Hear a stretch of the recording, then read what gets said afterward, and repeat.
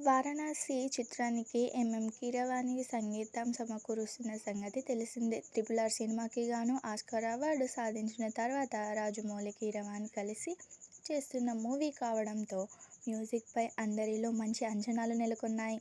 దీనికి తగ్గట్టుగానే ఇప్పటికే రిలీజ్ అయిన 'గ్లోబ్ ట్రాటర్' సాంగ్ 'సంచారి రణకుంభ' ఆడియో సాంగ్స్కి ట్రమండస్ రెస్పాన్స్ వచ్చింది. సినిమాలో ఇంకా ఎలాంటి పాటలుంటాయో అనే చర్చలు జరుగుతున్న తరుణంలో కీరవాణి ఈ సినిమా మ్యూజిక్లో అప్డేట్ అందించారు.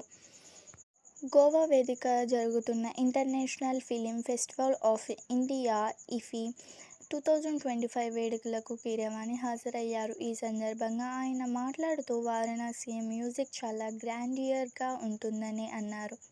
అంతకు మించి ఈ ప్రాజెక్ట్ గురించి ఇప్పుడే ఏం చెప్పలేమంటున్నారు. వారణాసిలో మొత్తం 6 పాటలు ఉంటాయనే విషయాన్ని వెల్లడించారు.